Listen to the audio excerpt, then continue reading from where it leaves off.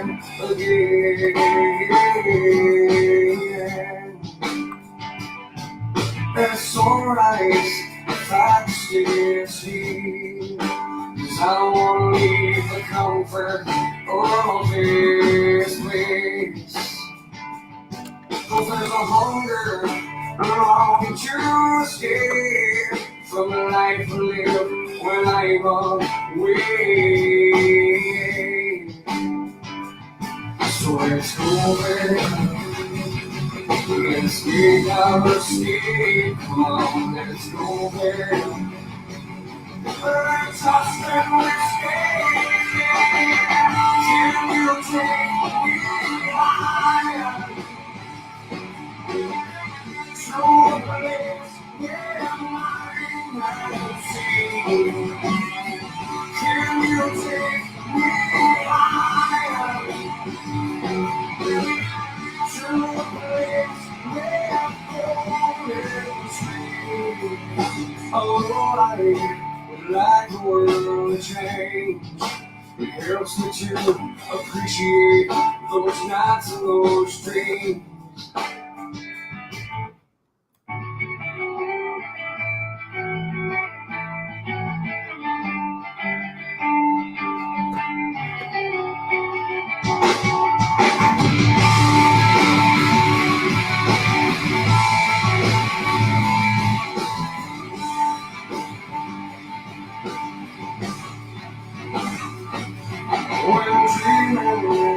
Gratitude all the world, time and time again.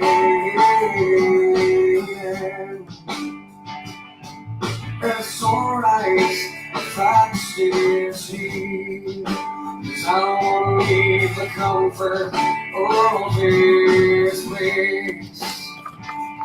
'Cause there's a hunger longing to escape from the life I live when I'm away. So let's go there. Let's get our escape. Come on, let's go there. Let's toss and escape. Can you take me higher? To a place where I'm not seen. Can you take me higher? To a place where I'm going free. Oh, I like the world change. It helps me to appreciate those nights and those dreams. But my friend, I sacrifice all those nights if I can make here tonight dreams the same. The only difference is to let love replace all I hate. So let's go there. Let's take our escape. Come on, let's go there. Let's toss and escape. Can you take me higher? To a place where I'm not seen. Can you take me higher? To a place where I'm going free. So let's go there. Let's go there. Come on, let's go there. Let's toss and escape. All right. That's a little bit of the older school Creed there. My idea for these live sessions, or the theme of it, is ideas to take you higher, and that popped into my mind. So if you can see me and hear me, please mention in the comments. Just give me a Y or a yes or something like that. This is a bit of an experiment. I think it's going to be a fun one. I think we lost Shane. He thought I was only playing music. So welcome, Tiffany. You're able to hear me? Yes. Okay, perfect. So welcome, everybody. This is Brian Keith Noonan, and this is High Noon Live. Ideas to take you higher. So let me clue you in case you hadn't seen my post on Friday about this, but I woke up and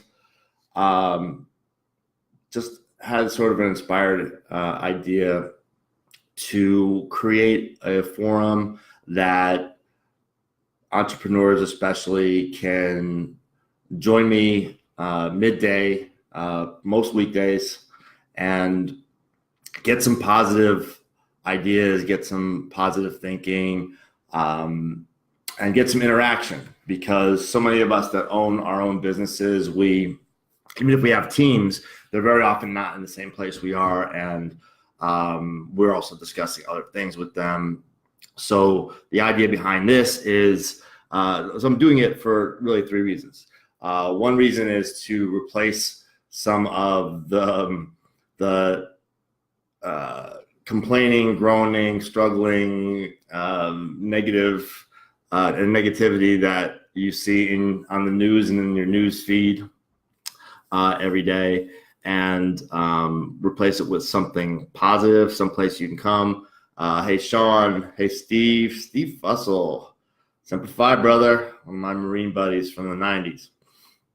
So I'm just going to read you guys the post, and that'll because I'm new on this format, and I think it'll be easier. So I had an interesting inspiration from many conversations with fellow entrepreneurs. It's become apparent that many are lacking sufficient meaningful interaction with like-minded people, and the people and media they do interact with drain them more than sustain them.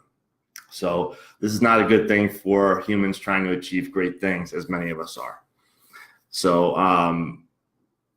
we absorb the thoughts we're exposed to, and whether it's somebody bitching about life or gloom and doom in the news or news feed, negative thoughts infect our mind like a virus.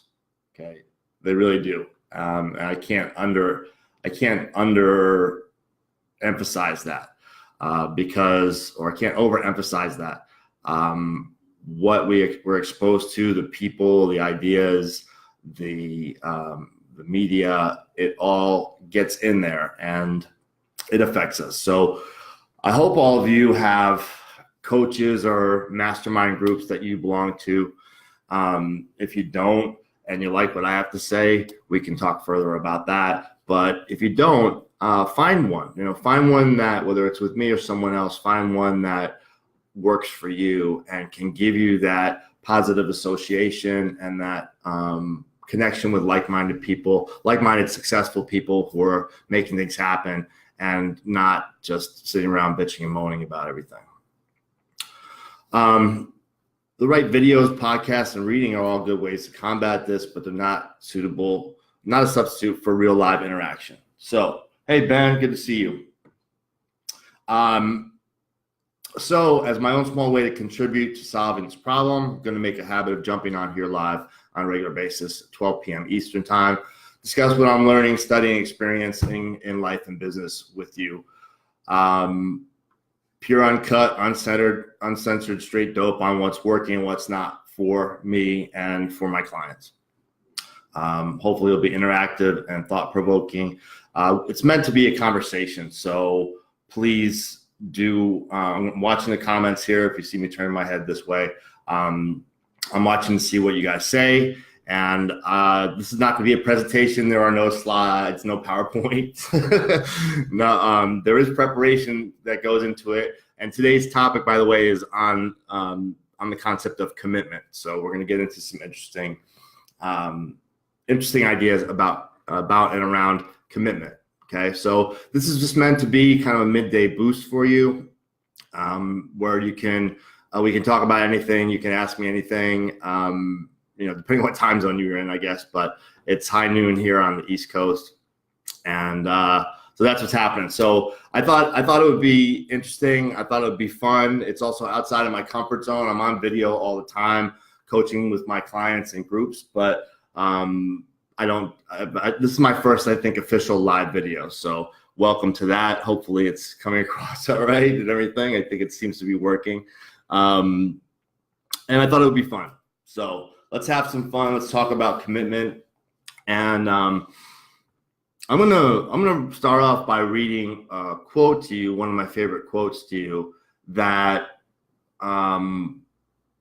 really kind of says it all to me about commitment, and I really believe in this. And the idea, by the way, is we're not just going to be talking about concepts like it's not going to be as much of it's not going to be an academic conversation. It's going to be a conversation about how you can take these ideas and take action with them. This is going to be actionable, inspirational action, hopefully, for you as we go through this, and we'll see how it develops along the way. Welcome, everybody. Good to see you, Rita. All my friends are here. Avion. All right. I'm not going to be one of those people who says hi to everybody that comes on the live. That's always annoying to me. So I see you all and appreciate you all for showing up. So William Hutchinson Murray, okay?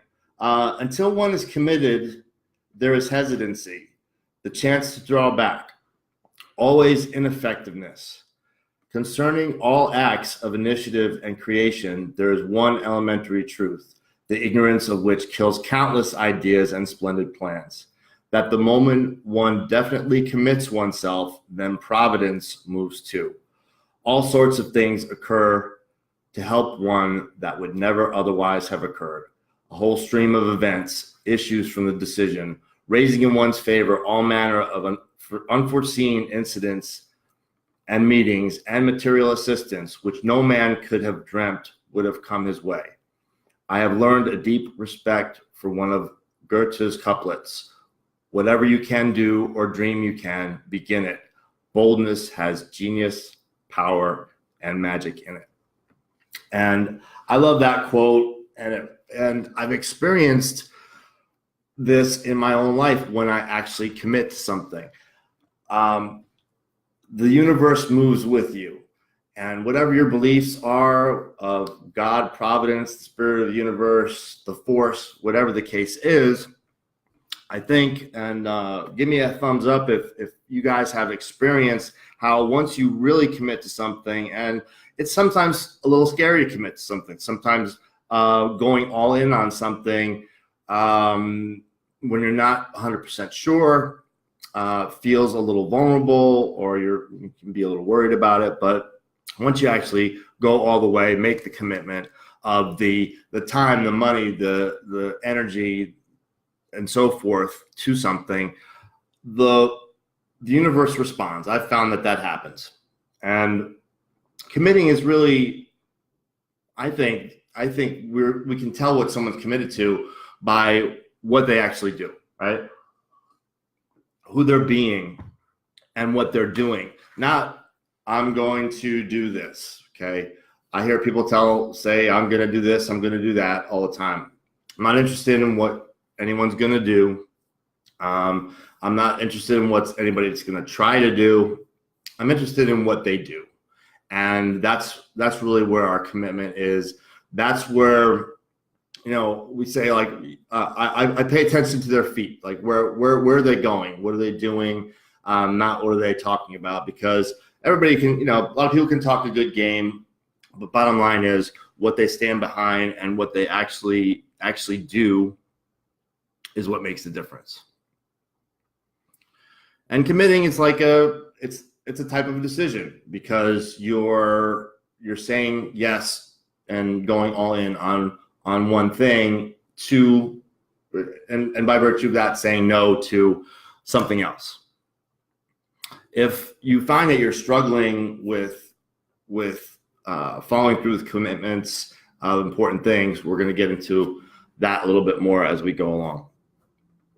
So how does commitment work for us or work against us? Well, by that quote I just read, it works for us in wonderful ways if we are committing to the right thing. But if we're committing to the wrong thing, it can be highly detrimental. So what do I mean by that? I think a great way to find out what you're committed to, besides the results you're getting, look at your browser history. Look at where you're, what media you're tuning into, or if you watch the news, or what people are around you. That will give you an idea of what you're committed to, because those are the ideas that are coming in, and those are what you're putting your attention on. And what we put our attention on, focus on is what we're committed to. So are you committed to your distractions, Facebook messages, texts going off, emails, YouTube videos, all this other stuff that wastes your time? Or are you committed to what's really important to you? And is what's really important to you actually on your calendar on a day-to-day basis?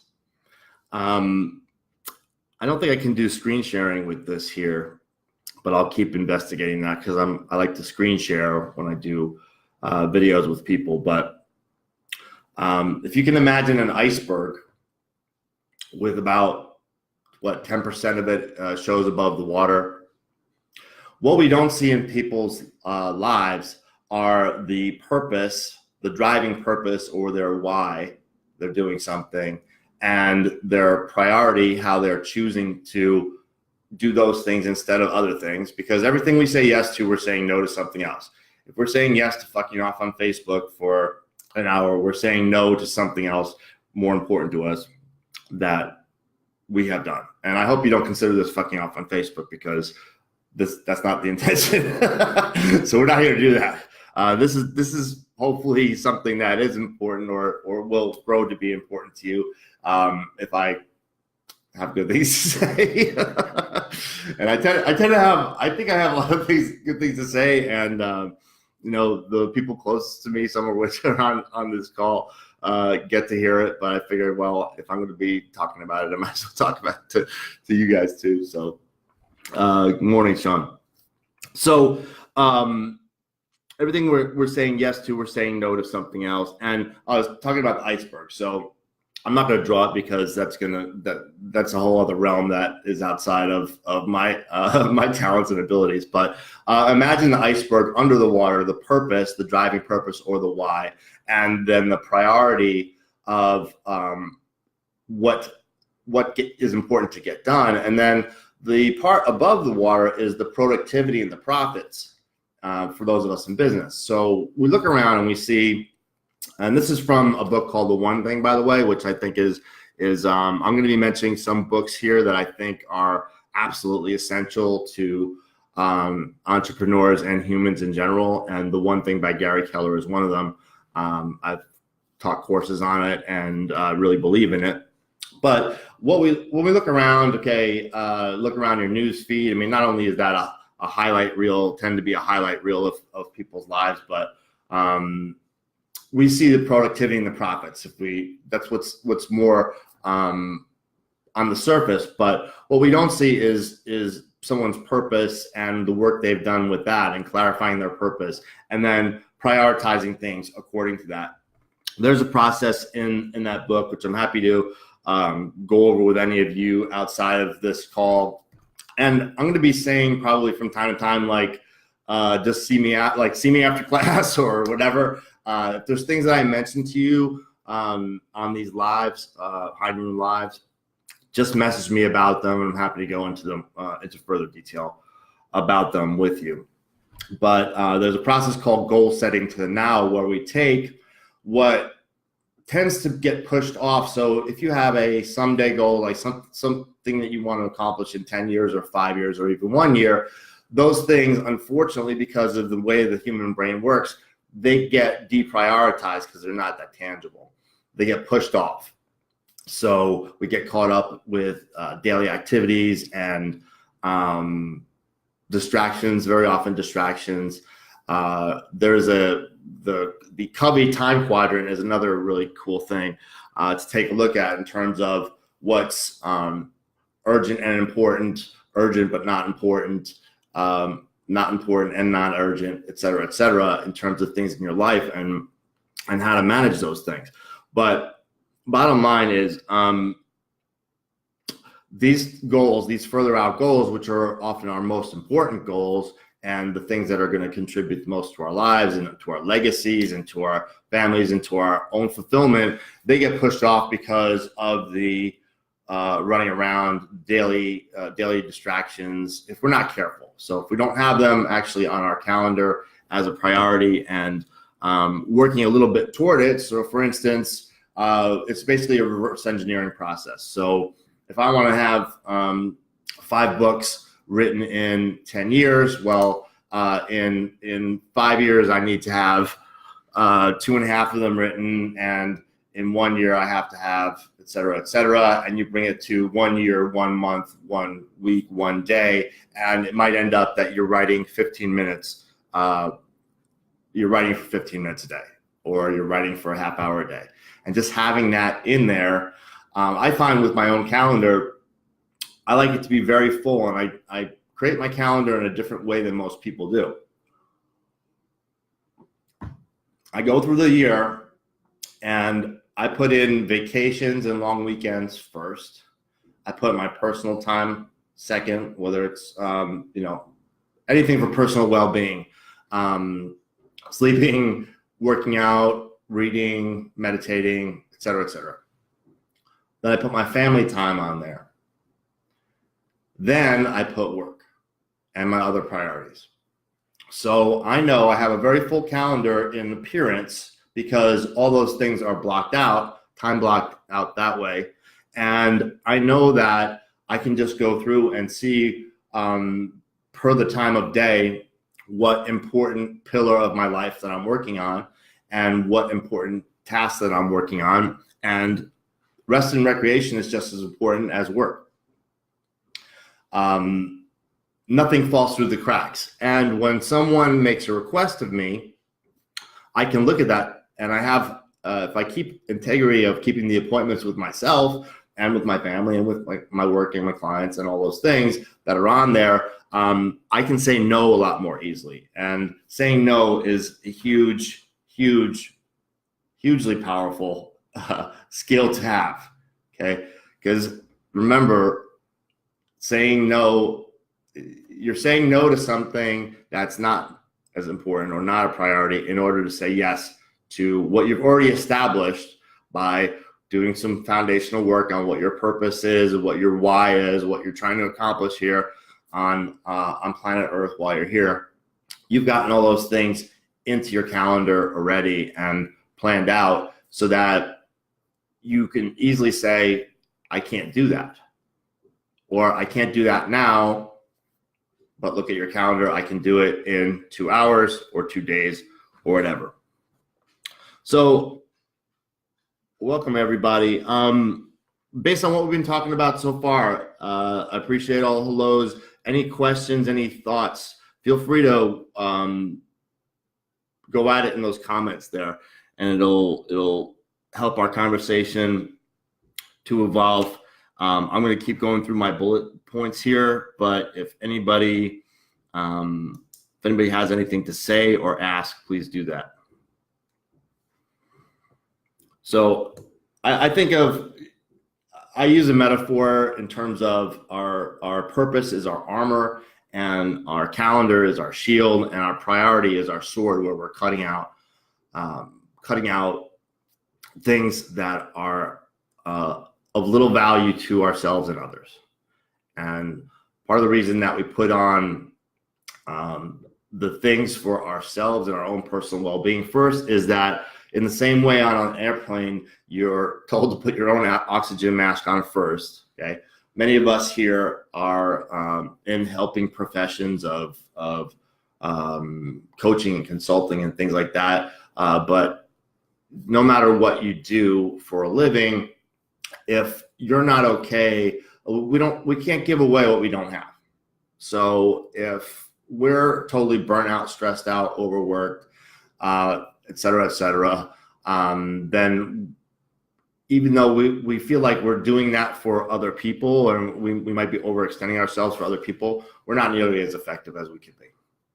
So I know that I have a few people, at least a few people in that camp here that have come to understand that it's not selfish to put yourself first in that way, because you're really doing it not only for your own fulfillment, but in order to be better for those that depend on you, your loved ones, and those you serve in your businesses. All right. Another part of that, by the way, is taking a to-do list and making it into a success list. So if you're familiar with the Pareto principle, Pareto, 80-20 rule, you may have heard of. Any to-do list can be distilled down to the 20% of things that are producing 80% of your results, or maybe even the 10% of things that are producing 90% of your results. So these things, these different exercises that I'll allude to here, these are all things I work on with my clients and I practice in my own life. However, if you want to get into more detail, just like I said, message me after this, or comment here if you have a question or a comment, or have a way that you like to do it that you want to discuss, or anything like that. All right. An interesting way to make a decision because I think this life has a lot to do with really doing what you want to do. And our culture is wired to reward suffering and working as sort of a badge of honor. And so the more the harder you work and the more you hustle and the harder it is, the more deserving of the reward of a great life and lifestyle that you are. But I personally disagree with that. And a lot of the work I've done in the past year or so is moving me more and more to realizing it doesn't have to be that hard. It just has to be planned out well, and you have to be prepared. You have to do the training and the work and expand your perspectives and expand your skill sets so that you can do things more adeptly and more efficiently and more productively. And I know things like goal setting and calendars and to-do lists and things like that are not sexy ideas, but and you've heard a lot about them before. But if you haven't really sat down and worked through this foundational stuff in a way that's worked for you and done a complete enough job, you're really doing yourself a disservice, because on top of that foundation, then you can build that skyscraper of fantastic and amazing things. But without a basic control of your well-being and your time, and without spending more time in your zone of genius, as I like to call it, and we're going to talk about that a little bit more too. But denying yourself working in your zone of genius and what you're best at and what you love doing most really is a soul-killing endeavor that Thoreau said most men lead lives of quiet desperation, right? Don't be one of them. Women too, don't be one of them. If there's some calling that you have, something that you want to get going with, and that you feel your heart and soul and it is your passion to do, at least get started on the side of something. It could be on the side of your regular business. It could be on the side of your job. It could be any number of different things. If you look at it creatively and how to do it, and once it gets into that calendar, you'll be surprised how that commitment starts to grow and work for you and help you flourish in that new direction. For myself, I had basically almost 20-year career as a marketing agency and advertising agency owner. And I wound that down in the middle of last year because my passion is coaching. Like the parts of the coaching and the consulting that I did with my clients were my favorite part, and the mechanics of running ads online and developing sales funnels and all these different things were less appealing to me. And not that it wasn't a successful endeavor, and working with people like Tony Robbins and several of his clients and doing big campaigns, it just wasn't fulfilling to me anymore. And so I closed that down and now do coaching full-time, coaching, some consulting. Anyway, that's a quick update because I see some people that are here that I've not even talked that much with since high school. So welcome. I really appreciate. I didn't know if we're gonna have crickets on here today or what. So I appreciate that. All right, don't be shy in the comments because I like to keep the dialogue going. But try this next time. Try this next time you got a decision to make that you're having trouble making. Take a coin and flip the coin, heads or tails. So heads, you're going to do it, and tails, you're not going to do it, or whatever in the situation. Okay, it doesn't matter how it lands. You don't even have to really look at it. But after you flip the coin, ask yourself, what did you want it to land on? Okay, just a little trick to tap into maybe what you subconsciously or what your intuition is telling you about whether you should do something or not, et cetera, et cetera. So follow the flip on that. That's a little fun one I stole from Michael Neal, who's definitely one of the super coaches in the world.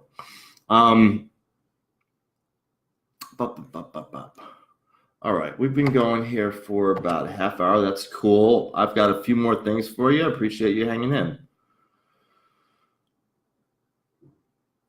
So cutting out the negative influences, whether they're people or Facebook news feeds or distractions, addictions, all that stuff.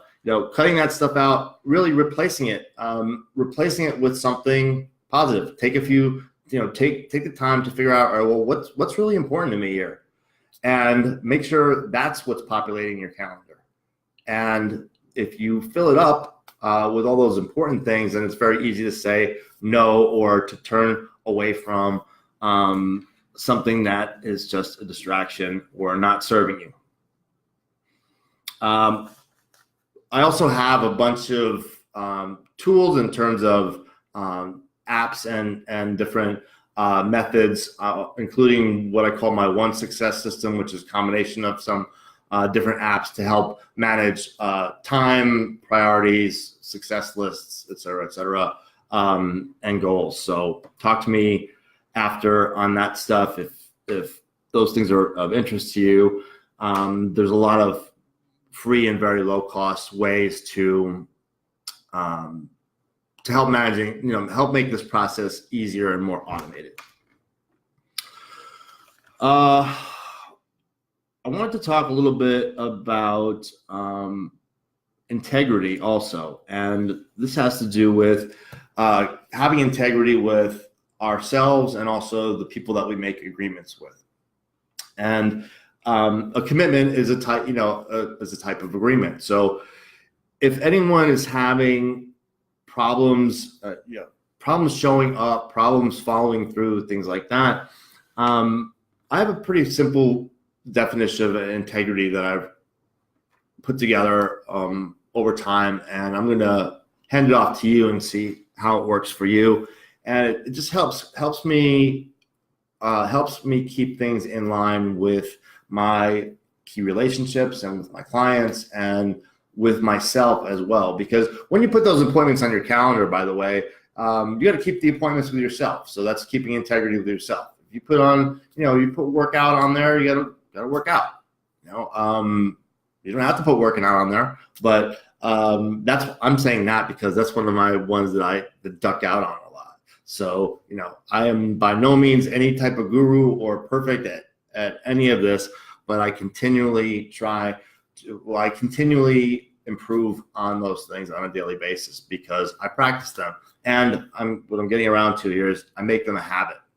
So making following through your commitments or making what you're committed to a habit is the easiest way to do it and develop it. And the the amount of, we talk about, takes a lot of discipline to do all these things that are so important and great in life, but really it doesn't.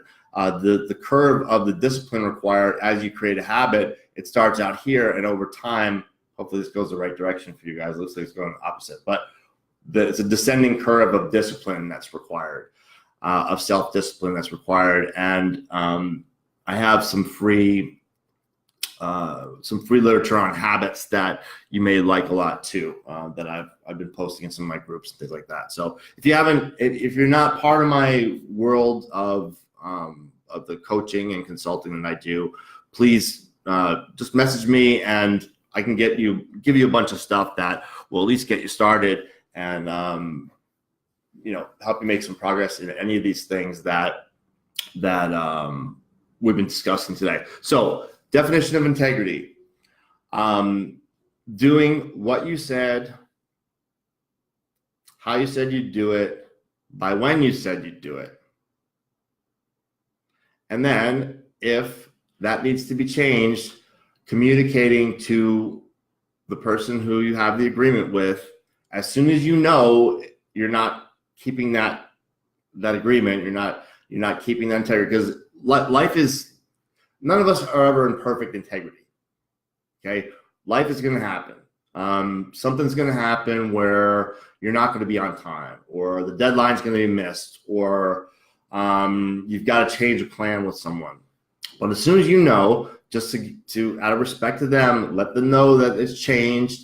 And then the fifth thing is be accountable for making it right or cleaning up any mess that comes from this.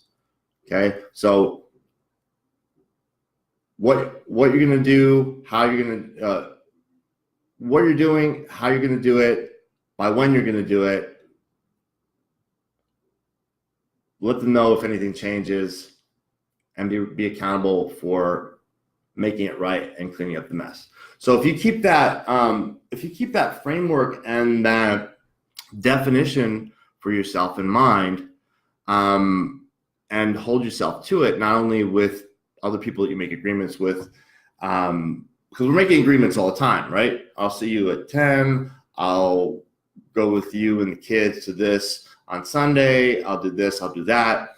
And if you're having trouble showing up for those things, being consistent with those things, and believe me, if you're doing it that way with other people, you're probably not keeping commitments to yourself. So keep that idea of integrity in mind. And I found it to be very useful because it holds me to a standard, a livable standard of my full intent is to follow through with that commitment exactly as I stated.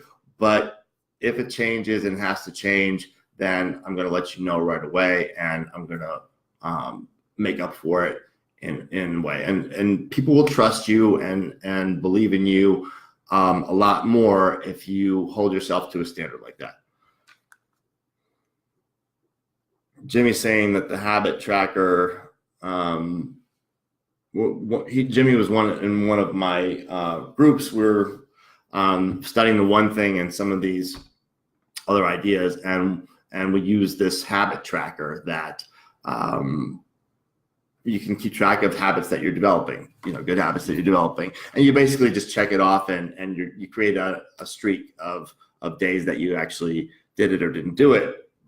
And it can really show if you're not measuring and monitoring these things, it's easy to sort of in your mind say, okay, well, I'm doing okay with this, or I'm not doing so well with this. But actually having the days checked off and the streak of momentum that you get from doing a habit, and after 66 days or somewhere around that on average, it requires a lot less discipline to complete the habit, and sort of goes on autopilot. You've got the muscle memory, whatever. And some of the habit literature, one of them is by James Clear, who wrote Atomic Habits, but it's called Transform Your Habits. Talks about just anchoring it with something you do every day. So if you're trying to get into a new habit, you just say, every time I brush my teeth, I floss my teeth, or something along those lines. take things that you do every day and just attach the new habit to that. Just as a little preview to that. All right. I think that's kind of going to be a wrap on this, except for one thing I was going to invite you all to do. And that is, since this whole idea is about eliminating negative thinking, and we all have it, it's all in there. And the more positive influences, which I hope to be for everyone who tunes in here, that you have going on in your life, the better. You've probably heard of, our income is the sum of the 5 closest people to us and different things like that. But what it's talking about is that we are absolutely influenced by our environment, the people around us that we associate with, and the ideas that we're putting into our head. So since that is, that's one of the main, besides the interaction, and I appreciate you guys commenting and showing up here. This is awesome. Since positive interaction is the main idea of this, and hopefully something that will be often enough here on High Noon to carry you through, your week. I had a hands-on exercise I wanted to try with you guys.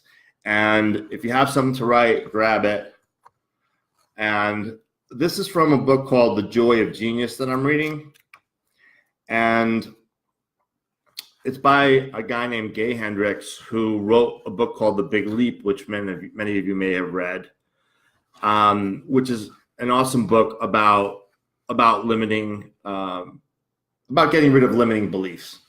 Okay. And this is this sort of sequel to it. But as I go through, as I'm reading through different books or studying with different coaches and mentors and mastermind groups, I'm going to be passing on some of these tidbits to you guys.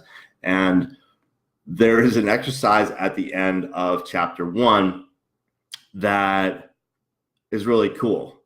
Because I think that negative thinking really, we'll get deeper into this on another call or another one of these sessions. But our negative thinking is something that basically fucks us up the most, because we have talents, we have gifts, we have abilities, and we have passions and desires to go out and share them with the world, or provide a good product or service. And shit like, I'm not used to doing a Facebook Live, so here I am, right? It's new, different technology. I'm kind of like, a little unfamiliar with it, but just figured, hey, you guys know me. It's just me sharing, being a conduit, for some good ideas to you guys and interacting with you guys, and basically spreading positivity and good stuff instead of gloom, doom, bitching and moaning, et cetera, and having some fun. So the exercise is you will write I with your name.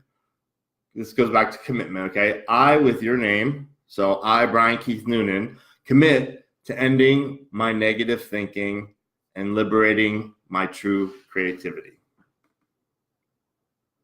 Write it down 3 times, okay? So I, name, commit to ending my negative thinking and liberating my true creativity.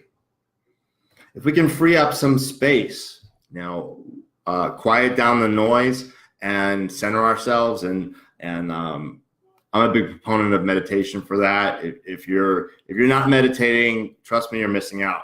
And I'm talking about not in a woo-woo sense of meditating, but this is the most practical, high performance thing you can do for your well-being, your business, and your bank account, and your life.